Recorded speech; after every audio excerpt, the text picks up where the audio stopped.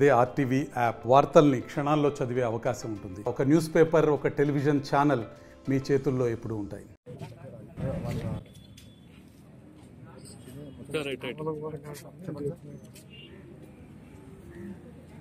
బ్రహ్మణి steel plant నిర్మాణంలో ఇండ్లు, భూమి, బళ్ళారి కృష్ణపట్నం రోడ్డు నిర్మాణంలో గతంలో ఇచ్చిన ఇంటి స్థలాలను సర్వం కోల్పోయినటువంటి జమ్మలమడుగు మండలం చిటిమిటి చింతల సుగాలి తాండా గ్రామ ప్రజల సమస్యలు పరిష్కారం చేయాలని, ప్రధానంగా వాళ్ళు ఏవైతే కోల్పోయినారో ఇండ్లు, ఇంటి స్థలము, సాగు భూమి పంపిణీ చేయాలని చెప్పి ఈరోజు జమ్మలమడుగు ఆర్డీఓ కార్యాలయం వద్ద ఆంధ్రప్రదేశ్ గిరిజన సమాఖ్య చేపట్టినటువంటి ఆందోళన కార్యక్రమానికి భారత కమ్యూనిస్ట్ పార్టీ సిపిఐ సంపూర్ణమైనటువంటి సంఘీభావాన్ని తెలియజేస్తా ఉంది. 2007 సంవత్సరంలో దివంగత ముఖ్యమంత్రి డాక్టర్ వైఎస్ రాజశేఖర రెడ్డి నిత్య కరువులతో తలడిల్లుతా ఉన్నటువంటి కడప జిల్లాను ఆదుకోవాలన్నటువంటి సంకల్పంతో బ్రహ్మిణి స్టీల్ ప్లాంట్ నిర్మాణానికి శ్రీకారం చుట్టడం జరిగింది. గాలి జనార్దన్ రెడ్డికి భూములన్నీ కట్టబెట్టి శంకుస్థాపన చేయడం జరిగింది.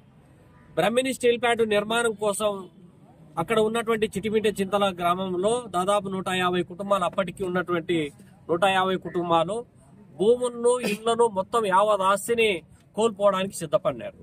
ఎందుకు సిద్ధపడినారంటే బ్రహ్మిణి స్టీల్ ప్లాంట్ ఏర్పడితే ఓ పెద్ద భారీ స్థాయిలో పరిశ్రమ ఏర్పాటైతే ఉద్యోగ ఉపాధి అవకాశాలు కల్పించబడతాయి, కుటుంబంలో జీవనం మెరుగవుతాది అనేటువంటి ఆశ ఆ రోజు ఏర్పడింది.